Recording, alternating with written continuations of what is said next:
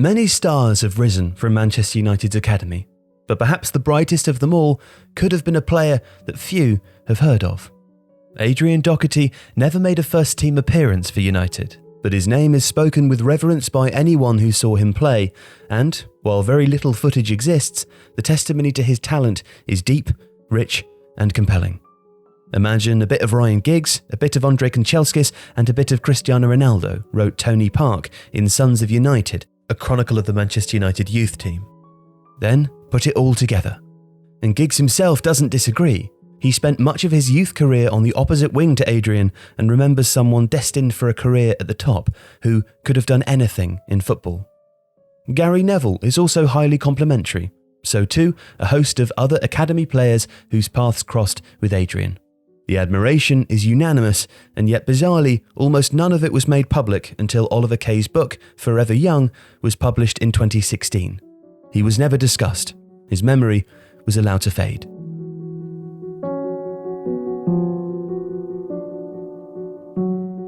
Adrian was born on June 10th, 1973.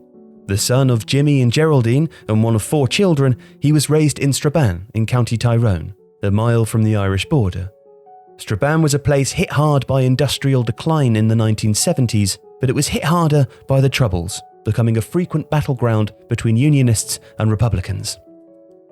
Adrian's friends remember a happy childhood, though, and an intelligent boy who took easily to any sport that he played, particularly football. He was obsessive and dedicated, spending hour after hour in the local park, dribbling a ball between empty bottles and used cans, timing himself as he went. Adrian would develop a reputation as a blindingly quick winger. He was full of skill and changes in direction and had a low centre of gravity, which years later, a senior United figure would liken to that of Romario, the great Brazilian forward. Adrian was an incendiary talent, and, at 13 years old, was playing for Moorfield Boys Club, which at the time was run by Matt Bradley. He was, remembers Bradley, the nearest thing I've seen to another George Best. By the end of 1986, Adrian had attended trials at Nottingham Forest and Arsenal, and knowing that the Dohertys were a Manchester United family, Bradley took matters into his own hands, writing a letter to Alex Ferguson urging United to take a look. Scout Eddie Coulter was dispatched, was quickly impressed, and in August 1987, Adrian, alongside a young goalkeeper Michael Nash and a talented midfielder, the future Liverpool, Celtic and Leicester manager Brendan Rodgers, was invited to attend a trial in Manchester. Doherty was immediately impressive. He was one who made you look up, remembered Brian Kidd. Adrian could light it up. United offered an apprenticeship which would begin in 1989, with Alex Ferguson calling the Doherty house in Strabane to break the news. But when it began, apprentice life was difficult for Adrian. He lived in digs a few hundred yards from the cliff, the club's old training ground, and the routine was at odds with his personality. He was a bright, free-spirited, quirky boy who was passionate about literature and music, and who, between the regimented training sessions, the puerile initiations, and the hours of boredom after training, found it hard to adapt to the banality of his new routine.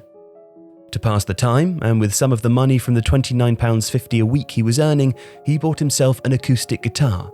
He'd grown up a Bob Dylan fan, a legacy from his father, and on Saturdays, when most of the other scholars were watching the first team at Old Trafford, Adrian would often give away his complimentary tickets and go busking in the city centre.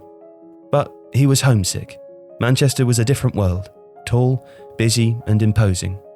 In November '89, he even briefly returned to Strabane and was only coaxed back to England after United allowed him to move out of digs and live with a Manchester family who were originally from Strabane.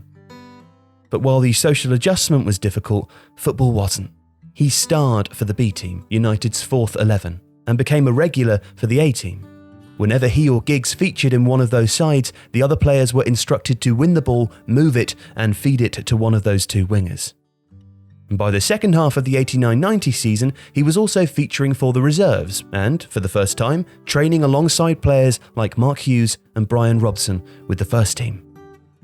In the spring of 1990, an injury crisis even saw him travel to Southampton for a First Division game with the possibility of appearing on the bench and, if he came on, becoming the club's youngest debutant since Duncan Edwards. It was extraordinary progress for a first-year apprentice, let alone a 16-year-old, who, according to Archie Knox, Ferguson's assistant manager, must have been about 5 stone wet through. A wee waif, in the words of goalkeeper Jim Leighton. Now, Adrian didn't make his debut at the Dell, but he did collect a win bonus. While other 16-year-olds might have bought new trainers or designer clothes, he bought an old-fashioned typewriter, on which, in time, he would tap out short stories and poems. Manchester United would offer a 5-year contract in the summer of 1990. At the time, it was the longest and richest contract the club had ever offered to a 16-year-old. But Adrian declined the offer, telling an amazed Alex Ferguson that he would prefer 1 or 2 years. And both parties eventually settled on 3. After Adrian and his father left Old Trafford and asked his son why, he replied that he couldn't be sure whether he'd still want to be playing football in 5 years. And on the 2nd of March 1991, the day that Ryan Giggs made his Manchester United debut, Adrian Doherty was sat in the Old Trafford stands, nursing a sore knee. A week earlier, he'd been injured in an A-team game against Carlisle United's reserves, by a tackle rather than a foul, a 50-50 in his words. And though he didn't know it at the time, he would never be the same player again. The nature of his injury remains a cause of conflict. In March 1991, a sprain of the medial collateral ligament was diagnosed. 2.5 months later, he was even playing again in the youth tournament in Zurich. A few weeks after that, he appeared in the first of 2 end-of-season games in Trinidad, but complained afterwards of pain in his knee. In July, the first MRI scan was taken, revealing a proximal tear of the anterior cruciate ligament, but no surgery was recommended. In September, with no sign of improvement, an arthroscopy was performed, but again with no reconstructive surgery. Instead, Doherty was sentenced to rehabilitation in the Cliffs gym and would eventually see the pitch again in December for a B-team game. It would be a disastrous comeback. His knee would fail him, this time with no ambiguity. His anterior cruciate ligament was damaged, and a reconstruction was the only course of action. In the aftermath, Adrian embraced the other life that he'd been building. He'd been busking since he arrived in Manchester. Sometimes he would even perform on coach journeys for his teammates, and by 1992 he'd become a regular at open mic nights in the city. He'd even formed a band, the Mad Hatters, and in May of that year, in the early summer of 1992, he spent the better part of a month in New York, performing under the name McHillbilly and becoming a minor part of the East Village scene. The introvert in nature was an extrovert at heart. But football was over. He would return to England for 1 final season at Manchester United, and he would make a few B and reserve team appearances, but his contract wouldn't be renewed. His damaged right knee still wouldn't fully straighten, his power and acceleration were gone, and to this day, the handling of his injury remains a point of contention between the Doherty family and Manchester United. He would play again, briefly, for Derry City, but he left football behind, seemingly not needing it or becoming embittered without it. He would spend 2.5 years in Preston, working in a chocolate factory. Then a few months back home in Strabane at a local hosiery factory. On a whim, he moved to Galway, becoming a day porter at a hotel before working at a cleaning company and then a home bakery. Everywhere he went, the stories are the same, of someone that everyone liked, of a gentle soul who read Rimbaud, wrote poetry, dabbled in Gnosticism and meditation, and who thought deeply about life and art and the meaning of existence. In May 2000, Adrian set off one final time, taking a job for a Dutch furniture company. After he arrived in Holland, his exact movements remain elusive. What is known is that on May the 7th, on a Sunday morning, he was retrieved, unconscious, from a canal in The Hague. He would remain in a coma for over a month, long enough for his mother, father, sister, and elder brother to fly to Holland to be by his side.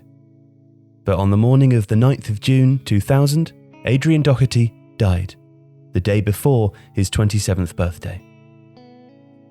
At the time that he was admitted to hospital, there were no drugs present in his bloodstream, nor, according to Dutch police, was there any indication of violence. Contrary to the innuendo which would sully his memory in the years after and hurt his family a great deal, Adrian had just been on his way to work when he'd fallen in. He couldn't swim. It had been a terrible accident, and his life was taken in tragic circumstances.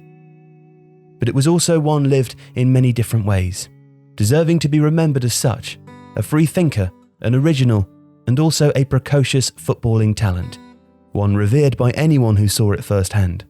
Adrian Doherty was unique. Forever Young by Oliver Kay, the story of Adrian, is available to find in your local bookshops and online. And if you'd like to read more of Ollie's work, you can get 30 days free to do so by visiting the link in the description and joining Tifo and Ollie at The Athletic. Thank you for watching today's video.